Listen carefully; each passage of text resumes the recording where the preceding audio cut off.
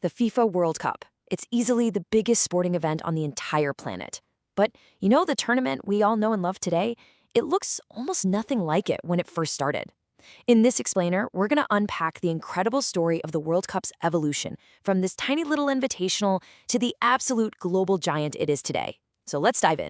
48. Get used to that number, because in 2026, the World Cup is getting a massive overhaul. For the very first time, a record-breaking 48 teams are going to compete for football's ultimate prize.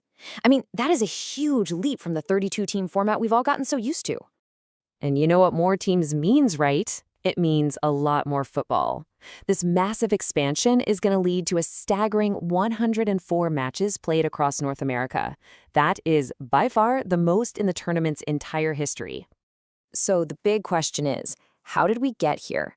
How did this small, almost quaint invitational tournament from 1930 balloon into this massive, globe-spanning spectacle?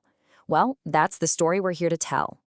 You might think the World Cup's growth was this, perfect, steady climb, but nope. The real story is way more interesting. It's a fascinating tale of trial and error, of trying to find just the right formula, all while the game itself was exploding in popularity around the world. Okay, so this timeline basically gives you the roadmap of how we got here. You can really see the key moments the tournament leveled up. It starts out pretty small with just 13 teams, finds a nice, stable rhythm at 16, gets bigger at 24, and then settles into that modern 32-team format we all know. And now, it's making that colossal leap to 48. Every one of these steps is a whole new chapter. All right, let's jump in the time machine and go way, way back, because the first few World Cups were, to be honest, kind of a hot mess. The organizers were basically figuring things out as they went, which led to some truly wild and experimental formats. So picture this, it's 1930, the first ever World Cup in Uruguay. It was a pretty small affair, only 13 nations even made the trip. And the format was super unique, a mix of 3 and 4 team groups. But the rule was brutal. Only the winner of each group went straight to the semis. Win or you go home. No second chances. But then things got even weirder. Get this. For the next 2 tournaments, they just threw out the group stage. Gone. It was pure, high-stakes, knockout football right from the very first whistle. Can you even imagine that today?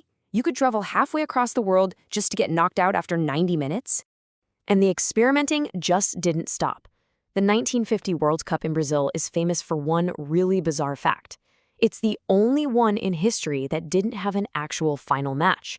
Instead, the winner was decided by a final group of 4 teams. This gave us that legendary deciding game between Uruguay and Brazil, the Maracanazo, which was basically the final and ended in absolute heartbreak for the hosts. Okay, so after all that chaos and experimentation, FIFA finally stumbled upon a format that just worked. And this is when the tournament's popularity absolutely exploded. It really kicked off a golden age for the competition. From 1954 all the way to 1978, the World Cup found its groove. The 16-team format was just elegant. 4 groups of 4, top 2 go through to the quarterfinals. Clean, simple, everyone understood it. The stable structure became the stage for some of football's greatest legends, like when the whole world watched in awe as Pelé's Brazil captured 3 titles. Then, in 1982, it was time to expand again. The tournament grew to 24 teams, and this brought in a really big twist. For the first time, some of the best third-place teams from the groups could sneak into the knockout stage, which was now a round of 16. This is the format that gave us Maradona's unbelievable run with Argentina in '86.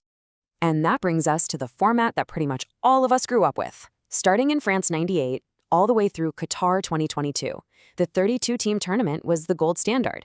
8 groups of 4, top 2 advance. It was simple, it was dramatic, and fans loved it. It ended up being the longest-running format in World Cup history. Now, here's something I find absolutely fascinating.